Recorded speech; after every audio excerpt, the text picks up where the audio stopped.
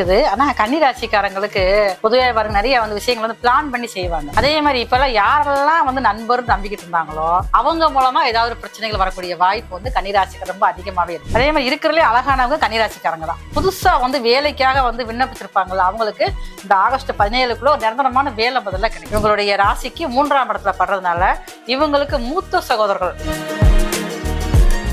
ஃப்ரெண்ட்ஸோட சேர்ந்து வெளியே சுத்தக்கூடாது. அதுதான் ஃபர்ஸ்ட் படிப்புல அதிகமா கவனம் செலுத்தணும்.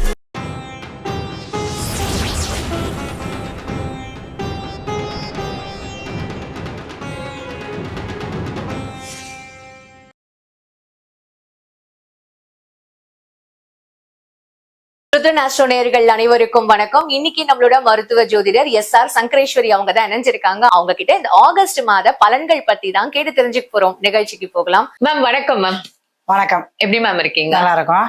அறிமுகம் கொடுத்துருவோம். கண்டிப்பா மேம். ருத்ரன் அஸ்ட்ரோ டிவி நேயர்களுக்கு உங்களின் மருத்துவ ஜோதிடர் SR சங்கரேஸ்வரியின் அன்பான வணக்கங்கள். கன்னிராசி கன்னிராசிக்காரங்க கன்னிராசிக்கு இப்போ கண்டக சனின்னு வர சொல்லப்படுது. அப்ப அவங்களுக்கு இந்த ஆகஸ்ட் மாத பலன்கள் இருக்குது. ஆனா கன்னிராசிக்காரங்களுக்கு பொதுவாக பாருங்க நிறைய விஷயங்கள் பிளான் பண்ணி செய்வாங்க. திட்டமிடுறது ரொம்ப நல்லா இருக்கும். அவங்களுக்குமே வேலையில பிரச்சனைகள் தான். ஒரு இடத்துக்கு வேலைக்கு போனாங்கன்னா அது 10 நாளைக்கு மேல நீடிக்க முடியாது. கண்டக சனி 7ல சனி உட்காந்து வக்ரம வர இப்ப இருக்காரு. வேலையில ஃபர்ஸ்ட் பிரச்சனைகள் கொடுக்கும். அதே மாதிரி இப்பெல்லாம் யாரெல்லாம் நண்பர் நம்பிக்கிட்டு இருந்தாங்களோ அவங்க மூலமா ஏதாவது பிரச்சனைகள் வரக்கூடிய வாய்ப்பு கன்னிராசிக்கு ரொம்ப அதிகமாவே இருக்கு. ஓகே. ஆமா, கன்னிராசிகள் நிறைய இப்போ தூக்கம் குறைஞ்சிருக்கும். 12ஆம் இடத்துல கேது வேற.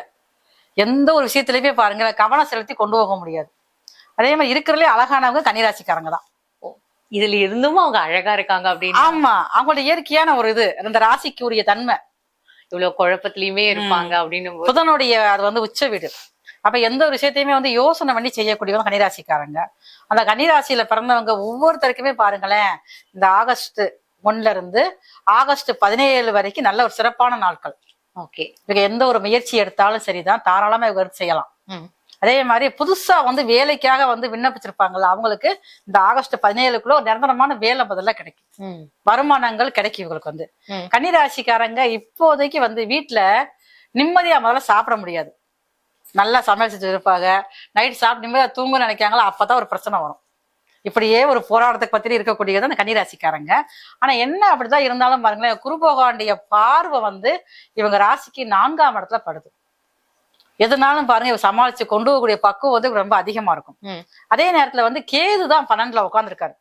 உட்கார்ந்து இருக்கறனால நிறைய தூக்கம், நிம்மதி இல்லாம இருக்கிறது, ஏதாவது தவிப்புல இருக்கிற மாதிரியே இருப்பாங்க. எங்க வேணாலும் பாருங்க தடைகள் இப்படிதான் இருந்துகிட்டே இருக்கும். அது எல்லாமே இந்த ஆகஸ்ட் 1ல இருந்து ஆகஸ்ட் சரியாயிரும். அதுக்கப்புறம் பாருங்களேன், ஆகஸ்ட் 17ல இருந்து 31க்குள்ள சூரியன் 12ஆம் வீட்டுல ஆட்சியா உட்காந்துறாரு கன்னிராசிக்காரங்களுக்கு. அப்பதான் ஒரு நிம்மதியா பெருமூச்சு விடுவாங்க. ஆமா, நிம்மதியா சார்ந்து வேலை சார்ந்து அதுலயே கொஞ்சம் ரிலாக்ஸ் நல்லா இருக்கும் உங்களுக்கு. 4ஆம் அதிபதியும் பாத்தீங்கன்னா இவங்க ராசிக்கு 11ஆம் வீட்டுல இருக்காங்க. அப்ப தாயார் மூலமா சின்ன சின்ன விஷயங்கள் இவங்களுக்கு கொஞ்சம் ஆதாயமா நடக்கும். அம்மாவில இருந்து சொத்துக்கள் வாரது, இல்ல அம்மாவே பாருங்க இந்த 50 ரூபாய் வச்சுக்கோ, இந்த இடத்த வச்சுக்கோ, சொத்தை வச்சுக்கோ, நான் தன்னுடைய நகைகளை கொடுக்கறது, இந்த மாதிரி ஒரு காலகட்டங்கள் இந்த ஆகஸ்ட் 1ஆம் தேதி இருக்குது. அப்ப குருபகவானுடைய பார்வை இவங்களுடைய ராசிக்கு 3ஆம் இடத்துல படுறதுனால இவங்களுக்கு மூத்த சகோதரர்கள் மூலமாக இது வரைக்கும் கண்டு காணாம இருந்திருப்பாங்கல்ல அவங்களால இப்ப இவங்களுக்கு ஒரு உதவி கிடைக்கும். ஆதாயம் கிடைக்கும். ஏதோ ஒண்ணு பாச்சுக்கோ அப்படிப்பாங்க. அதே மாதிரி கன்னிராசிக்காரங்களுக்கு இதுக்கு முன்னாடி திருமணம் முடிச்சு முதல் திருமணம் கொஞ்சம் பெரியரா முடிஞ்சிருக்கும்ல, அவங்க செகண்ட் மேரேஜுக்கு நான் பாத்துக்கிட்டு இருக்கேன் அப்படின்னு நினைக்கிற போது இப்ப நல்ல காலம் ஓகே, நல்ல ஒரு மனசுக்கு பிடிச்சமான ஒரு வரன் அமையும். ஓகே. ஆகஸ்ட் மந்த் இந்த வேலை சார்ந்து, தொழில் சார்ந்து, இந்த கல்யாணம் சார்ந்து கூட அவங்களுக்கு ஒரு நல்ல விஷயங்கள் இருக்கு. மாணவர்களுக்கு கன்னிராசியில் இருக்கக்கூடிய மாணவர்கள் மட்டும் கொஞ்சம் கவனமாக இருக்கணும். ஏன்னா குருபகவானுடைய பார்வை 3ஆம் இடத்துல படுது. அதே நேரத்துல சனி வக்கரமா பார்த்து 4ஆம் வீட்டுல படுறதுனால ஏதாவது ஒண்ணு அனுபவிக்கணும், எல்லா பேரும் அனுபவிக்கிறோம், நம்மளும் அனுபவிப்போம். ஏதாவது கொஞ்சம் தேவையில்லாத ஒரு போதை வஸ்துக்கள் இந்த மாதிரிலாம் கொஞ்சம் பழகிறதுக்கு வாய்ப்பு அதிகமா இருக்கு கன்னிராசி. ஆனா 6ஆம் இடத்துல ராகு வேற இருக்கிறதுனால சின்ன சின்ன பிள்ளைங்க, பள்ளியில் படிக்கும் மாணவர்கள் கல்லூரியில் படிக்கிறவங்க தப்பிச்சுக்கிடுவாங்க, அந்த பள்ளியில் படிக்கிறது கொஞ்சம் பாதிப்பு கொடுக்கும். ஓகே, அதனால கொஞ்சம் ஆமா பெற்றோர்கள் கவனமா இருக்கணும். உயர்கல்வி படிக்கிற +2 வரைக்கும் படிக்கக்கூடிய மாணவர்கள் மட்டும் கொஞ்சம் கவனமா இருந்துக்கணும். ஏன்னா 6ஆம் இடத்துல ராகு இருக்காரு. அதனால அவங்க தேவையில்லாத ஃப்ரெண்ட்ஷிப்பை கொண்டு கொடுப்பாரு. ஃப்ரெண்ட்ஸோட சேர்ந்து வெளியே சுத்தக்கூடாது. அதுதான் ஃபர்ஸ்ட் படிப்புல அதிகமா கவனம் செலுத்தணும். ஏன்னா பள்ளியில் படிக்கிறப்ப ஏதாவது தேவையில்லாத வதந்திக்கு ஆளாகக்கூடும். ஓகே, சோ உஷாரா உஷாரா இருக்கணும் அவங்களுக்கு வந்து. வெளிநாட்டுல வேலைக்கு அப்ளை பண்றவங்க, வெளிநாட்டுல வேலை செய்யறவங்களுக்கு எப்படி இருக்கு? இந்த கன்னிராசிக்காரங்களுக்கு படிச்சு முடிச்சுட்டு நான் வந்து வெளிநாட்டுல வேலை பார்க்க நினைக்கிறவங்களுக்கு ஆகஸ்ட் 1ல இருந்து 17க்குள்ள நல்ல ஒரு பதில் வரும். இவங்க வந்து எல்லாமே வந்து பாஸ்போர்ட் எடுக்காம எடுத்து அதுக்குன்னு ஒரு அப்ளை பண்ணலாம், எல்லாமே செய்யலாம்.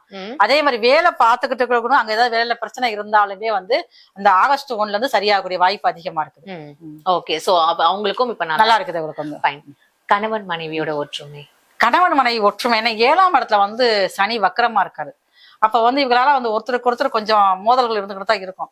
ஆனா இருந்தாலும் குருவோட பார்வை 3ஆம் இடத்துல இருக்கிறதுனால விட்டு கொடுத்து போயிருவாங்க. இதனால வெளியே காட்டிக்கிற மாட்டாங்க. வீட்டுக்குள்ள இருக்கிறப்பதான் அவன் பெரிய பாருங்க ஒண்ணுக்கு ஒண்ணு அப்படியே மூஞ்சி தூக்கி வச்சுட்டு இருப்பாங்களா, வெளியில வரப்ப எதுவுமே கண்டுக்காத மாதிரி போயிருவாங்க. அது கன்னிக்க ராசிக்காரர் ரொம்ப பொறுமையா இருக்கக்கூடியவங்கம்மா. அவங்க மனசை புரிஞ்சுக்கிட்டு நடத்தினா ரொம்ப நல்லா இருக்கும். சூப்பர். அதுதான். அப்போ பெண்களுக்குன்றது எக்ஸ்க்ளூசிவா ஏதாவது இருக்குமா? இருக்குது. கன்னிராசி சேர்ந்த பெண்களுக்கு வந்து 4ஆம் அதிபதி 11ஆம் வீட்டு இருக்காரு. அப்ப இவங்களுக்கு வந்து தாயார்ல இருந்து வரக்கூடிய ஆதரவு ரொம்ப அதிகமா இருக்கும். அதே மாதிரி இது வரைக்கும் வந்து மாமியார் கொஞ்சம் பிரச்சனை கொடுத்துக்கிட்டே இருந்திருப்பாங்க கன்னிராசிக்காரங்களுக்கு. இவங்க என்ன செய்வாங்க, கன்னிராசிக்கு போனே வந்து சமையல் செய்யணும்னு ஆசைப்பட்டு அந்த கிச்சனை வந்து ஆக்கிரமிப்பு பண்ணுவாங்க கன்னிராசிக்காரங்க. அப்ப தன்னுடைய கட்டுக்குள்ள வரணும் அப்படின்னு நினைப்பாங்களா, அதுல கொஞ்சம் போட்டிகள் வந்துகிட்டே இருக்குமா.